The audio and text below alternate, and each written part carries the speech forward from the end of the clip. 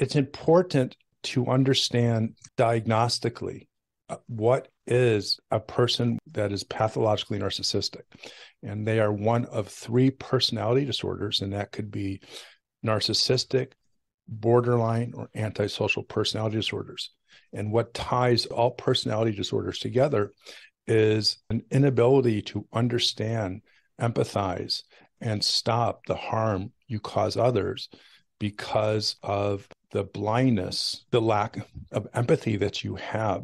And so people with personality disorders do not change very easily. They have rigid thinking patterns, they have rigid reaction patterns, and they are not good candidates for psychotherapy, because psychotherapy requires someone's ability to be conscious of having a problem, a form of what we call cognitive dissonance, feelings of discomfort and anxiety, guilt, sadness, or whatever is what I would call a negative or bothersome feeling that eventually pushes someone to want to solve it. If you have a personality disorder, you don't get there because you feel justified for how you treat others. You tend to feel like you're the victim and the person that claims to be hurt deserves it. So setting boundaries with a pathological narcissist, you have to expect that they won't understand the necessity of the boundary, that they will personalize it, potentially be offended, angered. They will justify their negative reaction to it because of distorted, odd ways of thinking, and potentially hurt you. Not all people with personality disorders hurt others. But if you are in a relationship and you are, as the Human Magnet Syndrome says, which is the book that I authored, it says that codependents almost always unconsciously, reflexively, and predictively fall in love with a pathological narcissist and vice versa.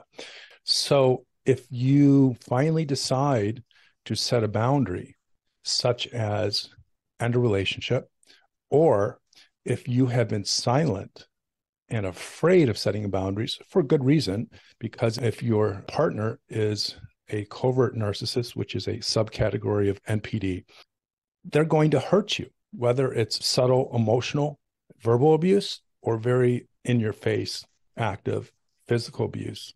And so if you are a codependent and you have a partner who has one of these personality disorders and you set a boundary, you must have, and I call this, I create terms to describe a lot of what I believe.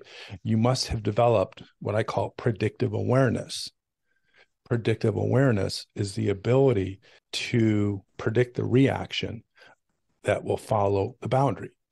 Because if you have studied yourself, your vulnerabilities, your blind spots, and what you're susceptible to if and when you're manipulated, and you learn that, and then you also study the narcissist personality type, their trigger points, their ability to hurt, abuse, neglect, gaslight you, and you study all this before you do anything, then when you decide to set the boundary, you can predictive awareness, you can predict the outcome. So when you can predict the outcome, and you know that the narcissist will have an extreme reaction, which we call a narcissistic injury, you can predict confidently that the boundary will elicit a very strong response. Then you also want to consider that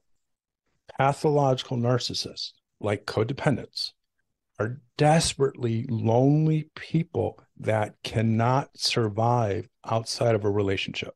A pathological narcissist, someone with NPD, BPD, ASPD, they might not tell you directly, but they will do almost anything to keep from having someone abandon them, leave them, because the idea of being alone is to suffer from pathological loneliness, which is incredibly painful for a codependent, but it's exponentially more painful. Plus, these narcissists don't understand, because it's not a conscious experience, that they suffer huge trauma from abandonment, huge trauma.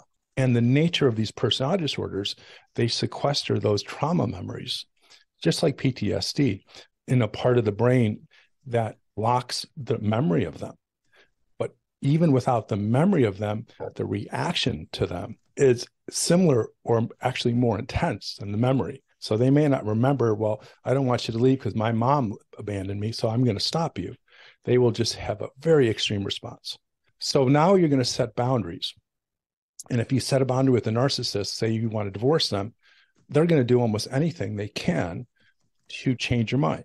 If the partner, the spouse, the boyfriend, the boss, the sibling, the person that you are intending to terminate the relationship with, if they don't have empathy or they have limited empathy, and this is where the video, don't take the mask off, the covert narcissist just run.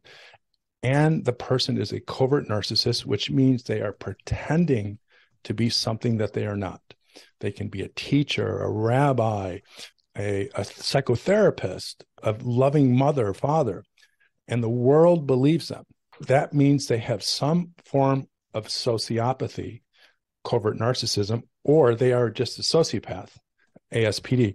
That means that false story they created of being loving, sweet, sincere, smart, they depend on people believing that so that they can survive in the world, have a job, have friends, have a backstory that's believable. And the idea of someone exposing them is equivalent to choking them and taking their oxygen away. Because one is, it might take away everything that they love and need, which is, attention, support. Two, money, respect, family, and they will do anything to protect that. So it starts with an understanding that who you are setting a boundary with has sociopathic traits or is a sociopath that has a tremendous amount of hard-earned, deceptively, dysfunctionally, malignantly earned, stolen wealth, I guess that's a good way of putting it, that they will do anything to protect.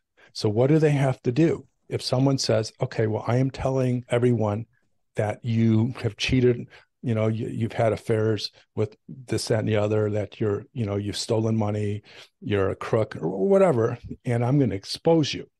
Well, first, they're going to have a narcissistic injury because they have a personality disorder. Two, the natural but unconscious fear of abandonment is going to click in. So that is going to embolden them to even be more angry and enraged.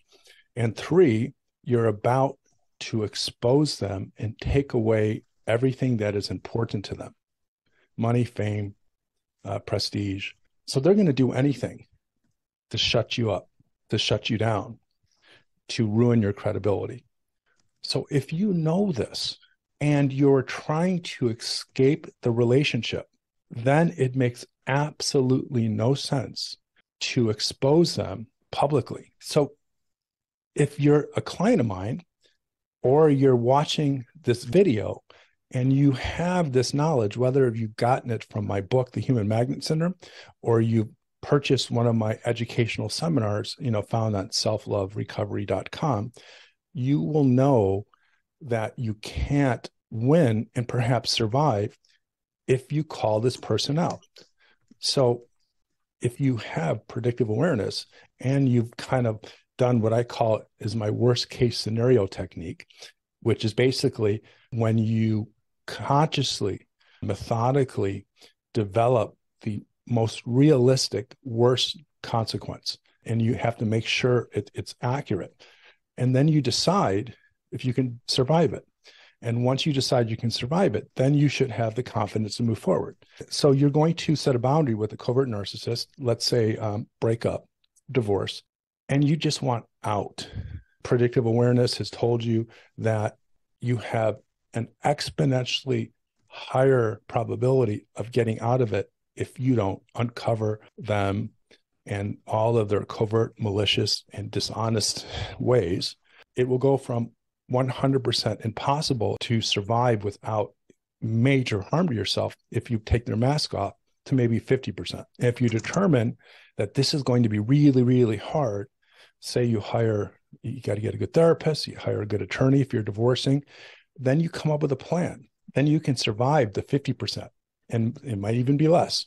So to anyone who is in a relationship with a pathological narcissist who happens to have sociopathic traits, which means they're a covert narcissist or is a sociopath, and you want to set a boundary to teach them a lesson by uncovering their true selves, or you just want to end a relationship by uncovering their true selves, take their mask off, you're going to get hammered and you're going to wish you never did it. Just run and don't feel like you are losing. You are surrendering by not saying anything.